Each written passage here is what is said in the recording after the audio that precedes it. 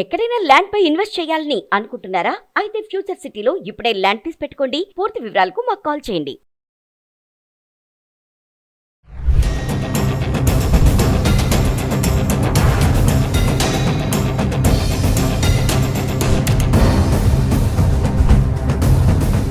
Hello viewers, welcome back to our channel.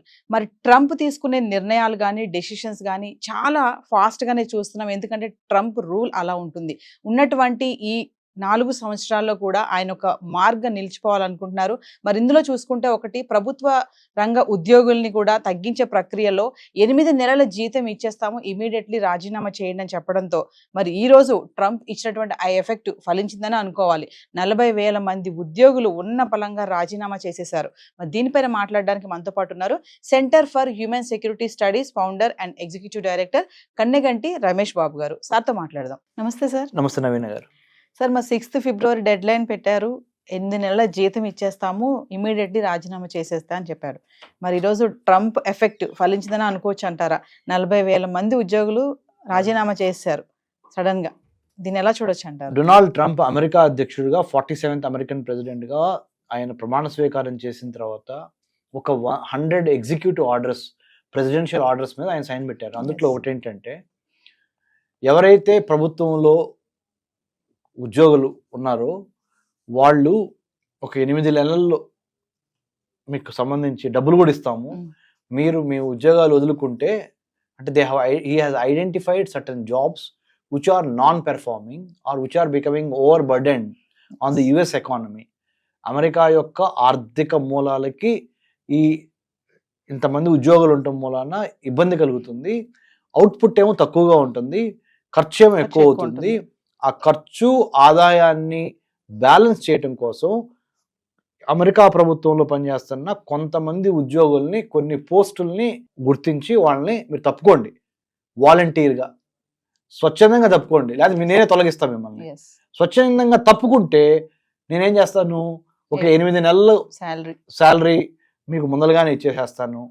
దాంతోపాటుగా ఇంకేదైనా అవకాశాలు ఉంటే కూడా తర్వాత ఫ్యూచర్లో మేము కన్సిడర్ చేస్తాము. So try to respect what we have, what we wanted to do.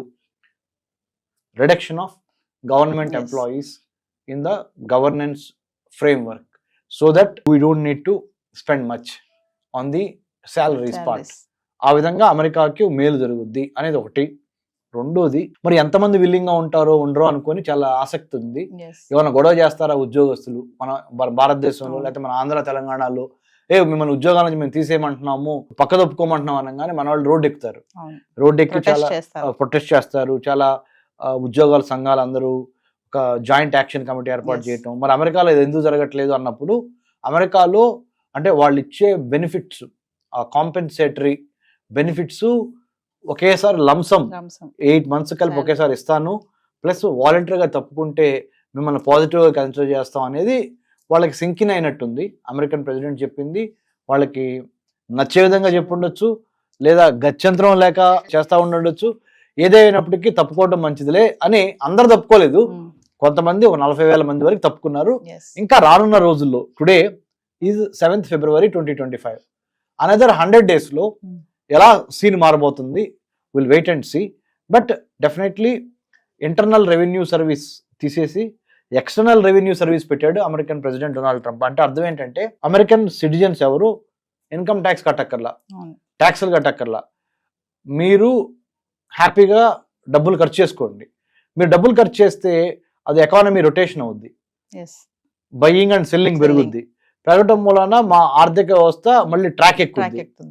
మరి డబ్బులు ఎక్కడి నుంచి తీసుకొస్తారు ప్రెసిడెంట్ ట్రంప్ గారు అని మీరు అడుగుతారేమో అని చెప్పి ఆయన ఏమన్నాడు, ఈ ఎక్స్టర్నల్ రెవెన్యూ సర్వీస్ ERS అనేది క్రియేట్ చేస్తాను.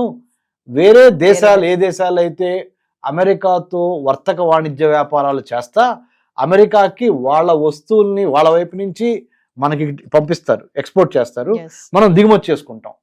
ఆ దిగుమతి చేసుకున్నప్పుడు వాళ్ళ వస్తువులు మనం కొంటున్నాం కదా, వాళ్ళు మనతో వ్యాపారం చేసినందుకు, వాళ్ళు మనకు అమ్మినందుకు టారిఫ్స్ అంటే ట్యాక్స్లు ఎక్కువ వేస్తాం. ఆ ట్యాక్స్లు ఎక్కువ వేసినందుకు వాళ్ళకి చచ్చినట్టు కట్టాలి. ఆ వచ్చిన డబ్బులతో నేను మీ జీవన ప్రమాణాలు మెరుగుపరుస్తా అమెరికా పౌరులు, మీ దగ్గర నుంచి ట్యాక్స్ తీసుకోను. ఇప్పుడు వరకు ఏమైంది అంటే ఈయన ఉద్దేశం, ఇప్పుడు వరకు అమెరికా ట్యాక్స్ పేయర్స్ మనీతో వేరే దేశాలకి వెల్ఫేర్ చేశాము, ఇప్పుడు వేరే దేశాల మనీతో మనము మన వాళ్ళు బాగుపడాలి. ఇప్పుడు వరకు జో బైడెన్ కానీ, అంత మొదలున్న బరాక్ ఒబామా కానీ, అంతకు ముందులో ఉన్న బిల్ క్లింటన్ కానీ, అంత ముందులో ఉన్న మిగతా ఏ ప్రెసిడెంట్ అయినా జిమ్మీ కార్టర్ కానీ, అంటే ఇదంతా డెమోక్రటిక్ ప్రెసిడెంట్ నేను చెప్పింది. రిపబ్లికన్ ప్రెసిడెంట్స్ ఎవరు?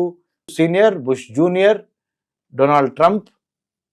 సో వీళ్ళందరూ రిపబ్లికన్ పార్టీ ప్రెసిడెంట్స్. సో వాళ్ళు ఇప్పుడు ప్రెసిడెంట్ గా ఉన్నారు కదా. Donald Trump is Republican. Republican గుర్తేంటి? ఎలిఫెంట్.